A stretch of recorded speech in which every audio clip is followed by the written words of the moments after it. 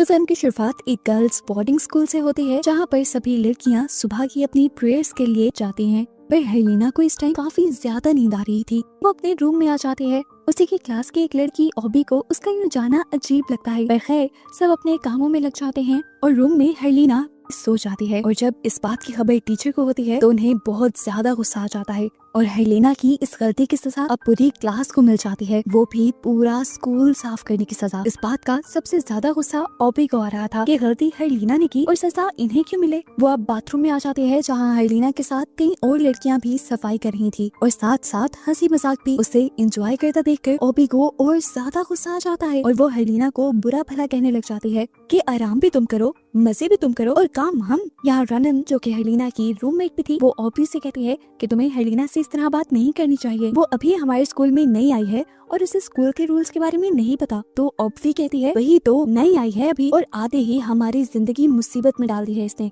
चलो सब यहाँ से, जिसने रायता पिलाया है वही समेटेगी, खुद साफ करेगी वो ये सब। यहाँ तक कि वो और भी कीचड़ यहाँ लगा जाती है ताकि उसे साफ करने में और मुश्किल हो। सभी को अपने साथ जाने का कहते हुए वो यहाँ से निकल गई थी और बाकी सब लड़कियों ने भी हेलिना को अकेला छोड़ दिया, सिवाय रनम के, जिसे हेलिना पर तरस आ रहा था। हेलिना रनम से कहती भी है कोई बात नहीं, अगर तुम भी जाना चाहती हो तो चले जाओ, मैं अकेले मैनेज कर लूंगी ये सब। पर रनम प्यार से नाम सरी लाते हुए काम में लग जाती है और इस तरह इनकी दोस्ती और भी ज्यादा अच्छी हो जाती है। हेलिना अब उसे बताती है कि उसे बोर्डिंग स्कूल में रहने में ज्यादा मसले इसलिए आ रही है क्योंकि आज से पहले उसने ये काम किए ही नहीं। वो अपने मॉम डैड की इकलौती बेटी थी जो मुंह से निकालती थी पूरा कर दिया जाता था। वो अपनी मर्जी से जिंदगी गुजारती थी, इसलिए यहाँ के रूल्स के मुताबिक एडजस्ट होने में उसे बहुत ज्यादा मुश्किल हो रही थी। खैर इनका काम खत्म हो जाता है और अगला दिन भी आ जाता है। आज सब बच्चों के पेरेंट्स उनसे मिलने के लिए आए थे। हेलिना की मॉम भी। हेलिना अपनी मॉम से कहती है मॉम, मुझे इस बोर्डिंग स्कूल में नहीं रहना, कोई भी मुझे यहाँ पर पसंद नहीं करता, यहाँ पर कोई मेरा ख्याल रखने वाला नहीं है और सबसे जरूरी बात, यहाँ की बेडशीट्स में से भी बहुत स्मेल आती है। ये सुनकर हेलिना की मॉम हंसने लग जाती हैं और कहती हैं कि कल ही मैं तुम्हें नई बेडशीट्स ला दूंगी और इतनी जल्दी तुम्हें यहाँ से जाने का फैसला नहीं करना चाहिए। एटलीस्ट एक सेमेस्टर तो तुम यहाँ गुजारो, उसके बाद भी अगर तुम एडजस्ट ना कर पाई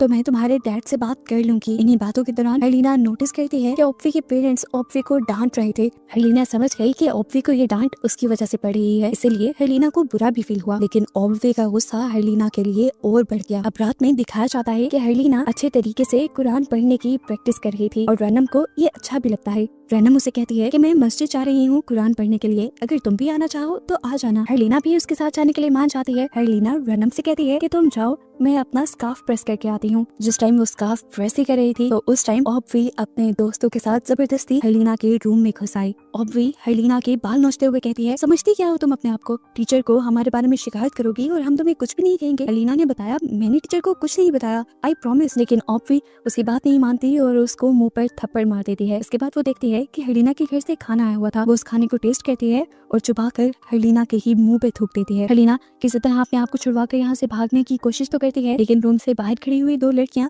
उसे दोबारा से पकड़ लेती हैं और जोर से धक्का देते हुए उसे रूम के अंदर गिराती हैं। वहाँ नीचे जमीन पर हेलिना के ही हाथ से गिरी हुई आयरन पड़ी हुई थी जो अभी भी गर्म थी और हेलिना का हाथ लगने की वजह से हेलिना का हाथ अब जल चुका था। हेलिना दर्द से जोर से चिल्लाती है, लेकिन ऑब्वी अभी भी उसे छोड़ती नहीं, बल्कि वही आयरन उठाकर उसके मुंह के करीब करते हुए वो उसे धमकाने लग जाती है। हेलिना डर कर ऑब्वी को धक्का देती है और सभी लड़कियों से अपने आप को छुड़वाते हुए वहाँ से भाग जाती है। इससे पहले कि वो मॉस्क में पहुंचकर रनम को सब कुछ बता पाती, पीछे से ये लड़कियां आकर उसके मुंह पे हाथ रख देती हैं। यहाँ रनम को भी फील हुआ था जैसे हेलिना ने उसे पुकारा, लेकिन जब पीछे देखने पर उसे कोई नजर नहीं आया तो वो इसे अपना वहम समझते हुए आगे बढ़ गई। अब बॉबी और उसकी सारी साथियां हेलिना को वॉशरूम में ले जाती हैं। उसका जो हाथ अभी जल गया था वो उसे डिटर्जेंट वाले पानी में डाल देते हैं, जिससे हेलिना को और भी ज्यादा जलन होने लग जाती है। जिसके बाद वो ठंडा पानी हेलिना के ऊपर डाल देती हैं और फिर हेलिना को बहुत ज्यादा मारती भी हैं। अपने आप को बचाने के लिए इस मर्तबा हेलिना यहाँ से इस तरह भागी थी कि उसने स्कूल का गेट ही पार कर लिया। सामने रोड पर एक गाड़ी आ रही थी। हेलिना ने उसे नोटिस नहीं किया और वो गाड़ी हेलिना को हिट कर गई। सीन कट होकर अगली सुबह हम हेलिना के डैड को देखते हैं जो अब हॉस्पिटल में आए थे। हेलिना की कंडीशन बहुत ज्यादा खराब थी। हेलिना की मॉम जो पहले ही यहाँ आ चुकी थी, अपनी इकलौती बेटी की ये हालत देखकर वो भी काफी ज्यादा दुखी थी। हेलिना के डैड हेलिना के जिस्म पर मारपीट के और जले हुए निशान देख लेते हैं और जाकर टीचर और यहाँ के प्रिंसिपल को बहुत ज्यादा डांटते हैं, ये कहते हुए कि मैंने अपनी बेटी को बोर्डिंग स्कूल में अच्छा बनने के लिए भेजा था, टॉर्चर होने के लिए नहीं। थोड़ी देर बाद दिखाया जाता है कि हेलिना की ECG कंप्यूटर पर चलने वाली लाइन बिल्कुल फ्लैट हो गई थी, जिसका मतलब था कि अब हेलिना मर चुकी है। सीन कट होता है और हमें एक हफ्ते बाद का सीन दिखाया जाता है। बोर्डिंग स्कूल में हम सभी लड़कियों को धुले हुए कपड़े उतारते हुए देखते हैं और जैसे ही रैनम बेडशीट उतारती है तो पीछे हर्लिना उसे खड़ी नजर आती है, जिसे देखकर ये लोग एकदम से शॉक रह जाते हैं। इस टाइम हर्लिना पहले जैसी नहीं लग रही थी, उसके चेहरे का रंग किसी मरे हुए इंसान के जैसा था। हर कोई हर्लिना को देखकर डर जाता है, स्पेशली वो लड़कियां जिन्होंने हर्लिना के साथ ज्यादती की थी। उन्हें देखकर हर्लिना एक घिनौनी हंसी से हंसती है और यहाँ पर रैनम जल्दी से हर्लिना को गले लगा लेती है। यहाँ हमें स्कूल में टीचर्स को दिखाया जाता है जो इस बात की मीटिंग कर रहे थे कि हर्लिना तो अब वापस आ चुकी है, क्या अब इन्हें हर्लिना के केस को इन्वेस्टिगेट करना भी चाहिए या नहीं। इनके स्कूल के प्रिंसिपल किसी दूसरे स्कूल में गए हुए थे और उनका काफी दिन तक यहाँ लौटना मुमकिन नहीं था। तो यहाँ की कोऑर्डिनेटर अब टीचर्स से कहती है कि मुझे नहीं लगता कि हर्लिना के केस को इन्वेस्टिगेट करना चाहिए, क्योंकि इस तरह से हमारे स्कूल का इमेज ही खराब होगा। इस बात को छुपाना ही ज्यादा बेहतर है। वो कहते हैं कि हर्लिना को स्कूल की लड़कियों ने ही टॉर्चर किया था और उनको हम स्कूल में ही वार्न कर देंगे। रात हो जाती है और हमें दिखाया जाता है ऑब्वी और उसकी एक दोस्त की रात को इस पूरे स्कूल को देखने की ड्यूटी लगी थी। अब ऑब्वी और वो लड़की पूरे स्कूल को चेक कर रहे थे, लेकिन इस तरह उन्हें बहुत ज्यादा टाइम लग जाता। तो ऑब्वी अपनी साथी से कहती है कि हम दोनों अलग-अलग होकर पूरे स्कूल की चेकिंग करेंगे। ये कहते हुए वो वॉशरूम्स को चेक करने के लिए चली जाती है और इतने में ही उसे सामने के कॉरिडोर से अजीब आवाज आती है। वहाँ पर उसकी साथी ही थी। जैसे ही अपनी साथी को जाकर कंधे पर टच करती है तो एकदम से किसी भूत की तरह उसकी साथी उसकी तरफ मुड़ जाती है। इस टाइम उस लड़की की आंखें और चेहरा पूरी तरह काला पड़ चुका था, जिसे देखकर ऑब्वी बहुत ज्यादा डर गई। वो जल्दी से स्टाफ रूम की तरफ गई और उसने टीचर्स के दरवाजे नॉक करना शुरू कर दिए, लेकिन टीचर्स ने दरवाजा नहीं खोला और इतने में ही वो लड़की यहाँ पर आ गई जो पोसेस हुई थी। उसने ऑब्वी को गले से पकड़ लिया और भयानक आवाज में बोलने लगी कि ये सब उसी की सजा है जो तुमने किया था। एकदम से इस लड़की का चेहरा हर्लिना के चेहरे में बदल जाता है और भी ज्यादा भयानक हो जाता है। शोर सुनकर टीचर भी आखिर उठकर बाहर आ जाती है और उस लड़की के हाथ में ऑब्वी का गला देखकर उस लड़की के हाथ से ऑब्वी को छुड़वाते हैं, लेकिन इस सब में वो पोसेस हुई लड़की अपनी पूरी ताकत से यहाँ पर टीचर को ही नीचे गिरा देती है। टीचर समझ गए कि इस बच्चे को किसी एंटिटी ने पोसेस किया हुआ है, इसीलिए वो उसका सर पकड़ लेते हैं और डीमन को रोकने के लिए कुछ पढ़ने लग जाते हैं। यहीं पर वो यहाँ आई टीचर से पानी मंगवाते हैं और उस पर कुछ पढ़कर फूंकते हुए उस पानी को पीकर इस बच्चे के ऊपर फेंक देते हैं, जिससे कुछ देर के लिए उसके अंदर का डीमन कमजोर पड़ जाता है। रिलैक्स होने से पहले टीचर ने उस एंटिटी से पूछा भी था, तो वो एंटिटी बताता है कि मैं शैतान हूँ। अब जो कुछ ऑब्वी के साथ हुआ था इस वजह से वो बहुत ज्यादा डर गई थी और अपने कमरे में ही बंद होकर रह गई थी। अब ऑब्वी का पता करने के लिए रैनम, उसकी रात वाली साथी और एक और लड़की उसके जब रूम में आते हैं तो दोबारा ऑब्वी को अपनी साथी की शक्ल में हर्लिना का डरावना चेहरा नजर आता है और वो अपना पिलो उनकी तरफ फेंकते हुए कहती है, चली जाओ यहाँ से तुम। लड़कियों को समझ नहीं आता कि ऑब्वी ऐसा क्यों कर रही थी। तब ऑब्वी कहती है, तुम्हें नजर नहीं आ रहा, ये सिटी नहीं है, ये हर्लिना है और मुझे मारने आई है। अब रात का वक्त हो जाता है। हम रैनम को मस्जिद में कुरान पढ़ते हुए देखते हैं और तभी उसके सामने हर्लिना भी आ जाती है। रैनम उसे देखकर खुश तो होती है, लेकिन एक बात अजीब थी, आज जब हर्लिना कुरान पढ़ रही थी तो इस तरह से पढ़ रही थी कि जैसे उसे कुरान पढ़ना ही ना आता हो। फिर वो उसे इग्नोर करते हुए अपनी पढ़ाई पर ध्यान देने लग जाती है, लेकिन थोड़ी ही देर में हर्लिना की आवाज बदलने लग जाती है और बदलते बदलते उसकी आवाज किसी डिमोनिक, किसी शैतानी आवाज में बदल जाती है। रैनम को ये काफी अजीब लगता है और रैनम यहाँ से चली जाती है। अगले दिन जैसे ही वो अपना रूम खोलती है तो देखती है कि हर्लिना नमाज वाले कपड़े पहनकर अजीबोगरीब तरीके से हिल रही थी। उसने हर्लिना से सवाल कर लिया, ये क्या कर रही हो तुम? तो हर्लिना ने उल्टा उसे भयानक आवाज में पूछा, तुम क्या कर रही हो मुझे देखकर? उसकी बात का कोई जवाब नहीं था रैनम के पास, तो वो यहाँ से चली गई। आज पूरे स्कूल को देखने की ड्यूटी रैनम और ऑब्वी की थी। ऑब्वी ने अभी तक अपने दिन की लास्ट प्रेयर नहीं पढ़ी थी, इसलिए वो रैनम से कहती है कि मैं मॉस्क में जा रही हूँ, तुम इतनी देर मेरा बाहर इंतजार करना। रैनम जब बाहर इंतजार कर रही थी तब उसने नोटिस किया कि हर्लिना उन्हीं कपड़ों में अजीब तरह से चलते हुए स्कूल से बाहर की तरफ जाने लगी है। वो उसे देखने के लिए उसका पीछा करने लग जाती है और यहाँ पर मस्जिद में एकदम से लाइट चली जाती है। ऑब्वी को डर तो लगता है, लेकिन वो अपनी नमाज को कंटिन्यू रखती है और एकदम से जो कुछ वो पढ़ रही थी एक भयानक आवाज भी उसके कान में वही सब पढ़ने लगी, जिससे उसे बहुत ज्यादा डर लगा, लेकिन फिर भी उसने अपनी नमाज नहीं छोड़ी और एकदम से उसे रियलाइज हुआ कि वो तो उल्टी तरफ नमाज पढ़ रही है। उसने दोबारा अपनी नमाज स्टार्ट की। दोबारा ही उसे ऐसी ही डरावनी आवाज़ें आई और दोबारा ही उसने देखा कि वो खड़ी तो सीधी तरफ हुई थी, लेकिन जैसे ही वो नमाज पढ़ने लगती थी तो वो उल्टी तरफ हो जाती थी।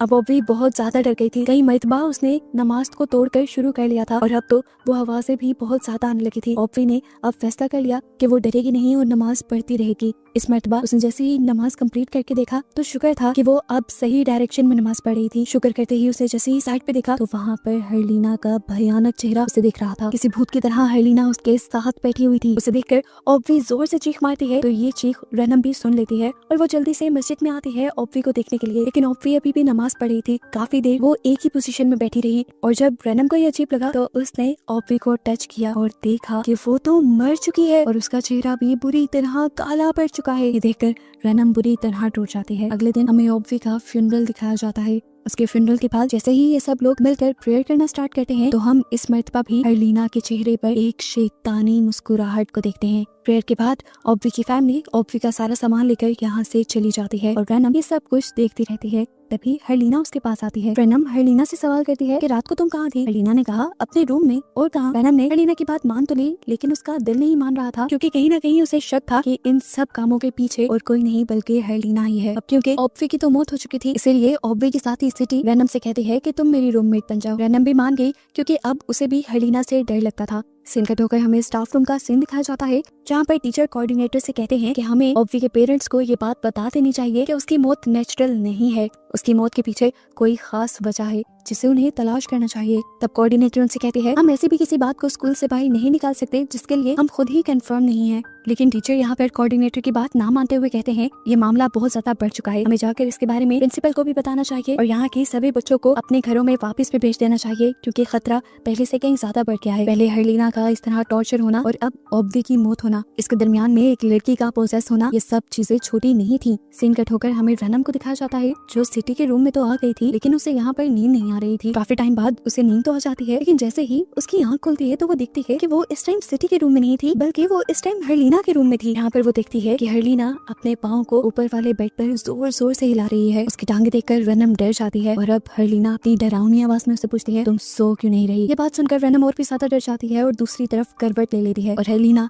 अब बेड से नीचे उतर आती है। रैनम के बेड के करीब आकर हर्लीना रैनम को बुलाती है और रैनम जैसे ही पीछे देखती है तो अजीब बात थी, हर्लीना वहाँ से गायब थी। अब रैनम हर्लीना को चेक करने के लिए बाहर निकलती है जबकि यहाँ सिटी के रूम में जब सिटी जागती है तो वो भी रैनम को रूम में नहीं देखती। वो अपनी एक दूसरी रूममेट को जगाते हुए ये दोनों मिलकर रैनम को ढूंढने के लिए चले जाते हैं। अब ये दोनों लड़कियां जैसे ही कॉरिडोर में थी तभी एकदम से सिटी के साथी को फील हुआ कि सिटी उसके पीछे से गायब हो गई है। उसने पीछे मुड़कर देखा तो सच में वहाँ सिटी नहीं थी और अब कॉरिडोर में एक अजीब सी आवाज गूंजी जिसने कहा अपनी खैर मनाओ डेला। डेला इसे लड़की का नाम था। ये सुनकर वो लड़की बुरी तरह डर गई और उसने जैसे ही पीछे मुड़कर देखा तो वहाँ पर हर्लीना अपने डरावनी चेहरे के साथ थी। इसे देखकर उस लड़की ने जोर से चीख मारी और अपनी आंखों पर हाथ भी रख लिया। थोड़ी देर में यहाँ पर रैनम आकर उसे संभालती है और उसे पूछती है कि सिटी कहाँ है। इन दोनों को अब सिटी का ख्याल आता है। सिटी इस टाइम बाहर हर जगह पर इन दोनों को ही ढूंढ रही थी और तभी उसके सामने आ जाती है वही डरावनी हर्लीना जिससे डरकर बचते हुए वो जल्दी से मस्जिद की तरफ भागती है और ये देखकर शुक्र करती है कि सारी लड़कियां इस टाइम उधर ही थी, एटलीस्ट वो इन सब के साथ सेफ थी। लेकिन एक अजीब चीज जो उसने नोटिस की, ये सभी लड़कियां बहुत तेजी से ही प्रेयर कर रही थी और ऐसे ही जल्दी से प्रेयर खत्म करके ये सभी लड़कियां एकदम से डरावने अंदाज में सिटी को देखती हैं। ये देखकर सिटी डर जाती है और इतने में ही एक कपड़ा आकर उड़ते हुए सिटी के मुंह पर गिर जाता है। डरकर सिटी जोर जोर से चिल्लाना शुरू कर देती है और उसकी आवाज से सुनकर रैनम यहाँ आ जाती है और उसके मुंह से ये कपड़ा उतार देती है।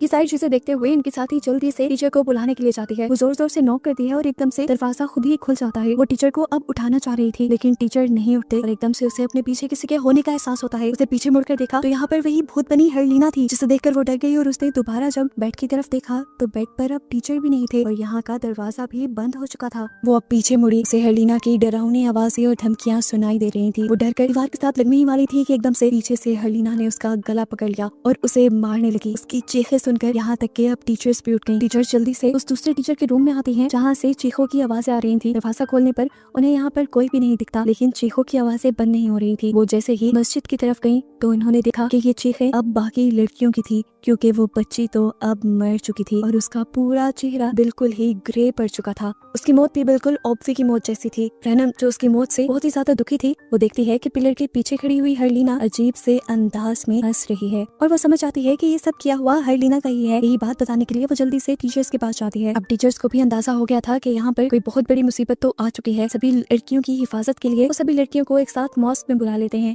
लेकिन अब इन लड़कियों में हर्लीना नहीं थी इसलिए यहाँ पर बड़े टीचर्स हर्लीना को ढूंढने लग जाते हैं। सीन कट होकर हमें हर्लीना की मॉम को दिखाया जाता है जो कॉल सुनकर काफी ज्यादा परेशान हो जाती हैं। जबकि सीन दोबारा से हमें उन्हीं लड़कियों को दिखाया जाता है। सिटी रैनम से कहती है मुझे बाथरूम में जाना है, क्या तुम मेरे साथ चलोगी? रैनम भी मान जाती है और सिटी वॉशरूम में चली जाती है। रैनम बाहर खड़ी होकर सिटी का वेट कर रही थी लेकिन अचानक से उसने देखा कि सिटी तो किसी दूसरी डायरेक्शन में जा रही है। वो भी सिटी का पीछा करती है और सिटी के कंधे पे हाथ रखती है। तो इतने में ही पीछे से असली सिटी आकर उसे आवाज दे देती है और ये लोग जब पीछे मुड़कर दोबारा देखते हैं तो यहाँ पर सिटी के हुलिये में और कोई नहीं बल्कि भूत बनी हर्लिना थी, जिसे देखकर ये दोनों चीख मार देते हैं और यहाँ से भागने की कोशिश करते हैं, लेकिन हर्लिना उनकी कोशिश नाकाम कर देती है और उनको पाँव से पकड़ लेती है। इनकी शोर और आवाज़ सुनकर अब टीचर्स भी यहाँ जाते हैं और फाइनली उन्हें अब हर्लिना मिल चुकी थी। वो हर्लिना की बालों को पकड़ते हुए उसके ऊपर कुछ प्रेयर्स पढ़ना शुरू कर देते हैं और इन्हें पता चलता है कि इस टाइम हर्लिना की बॉडी के अंदर असल में हर्लिना की सोल नहीं थी बल्कि एक डीमन था, जिस डीमन को वो हर्लिना की बॉडी से निकल जाने को कहते हैं। इतनी ही देर में यहाँ पर हर्लिना के मॉम डैड भी आ जाते हैं और हर्लिना की मॉम हर्लिना को यहाँ से ले जाने की जिद करने लग जाती हैं और यहीं से सीन कट होकर हमें फ्लैशबैक में दिखाया जाता है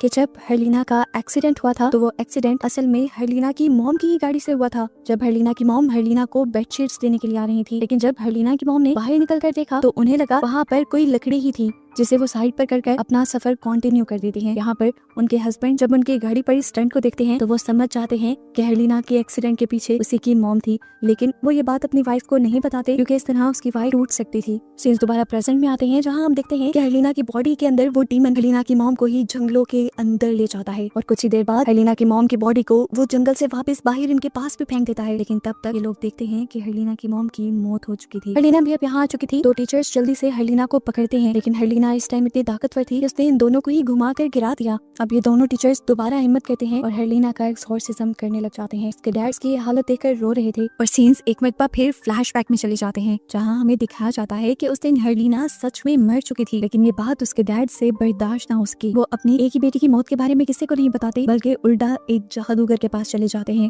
और उससे हर्लिना को जिंदा करने को कहते हैं। ये जादूगर एक बड़ी सी लोहे की कील के ऊपर कुछ मंत्र पढ़ते हुए वो कील हर्लिना के डैड को देता है और कहता है कि इसे हर्लिना के सर में ठोक दो और इसे बाहर तब तक मत निकालना जब तक हर्लिना का बदला पूरा ना हो जाए। उनके कहने के मुताबिक हर्लिना के डैड ने ऐसा ही किया। ये सब करने के बाद हर्लिना के डैड ने हर्लिना की मॉम से भी कहा कि हर्लिना की हालत अब बेहतर होती जा रही है, इसलिए अब मैंने हर्लिना को दोबारा बोर्डिंग स्कूल भेज दिया है। बोर्डिंग स्कूल भेजने के बाद की सारी कहानी तो हम देख चुके हैं। सीन्स दोबारा प्रेजेंट में आ जाते हैं जहाँ पर अब हर्लिना के डैड ही जाकर हर्लिना के सर से उस कील को बाहर निकाल देते हैं क्योंकि वो समझ गए थे कि हर्लिना मर चुकी है, उसकी सोल इस दुनिया से चली गई है और इस टाइम हर्लिना की बॉडी में एक डीमन है, यानी एक शैतान है जो उनकी बेटी को ही बदनाम कर रहा है। उस कील को निकालते ही यहाँ की सारी तबाही बंद हो जाती है और हमें हर्लिना का फ्यूनरल दिखाया जाता है। बोर्डिंग स्कूल के सारे बच्चों को उनके घर वापस भेज दिया जाता है और आखिर में हम रनम को देखते हैं जो हर्लिना की ग्रेव पर आई थी। मूवी के पोस्ट क्रेडिट सीन में हमें हर्लिना के डैड को घर पर अकेला दिखाया जाता है जो अपनी बेटी और अपनी वाइफ दोनों की मौत से बहुत ज्यादा टूट चुके थे। इतने में वो जादूगर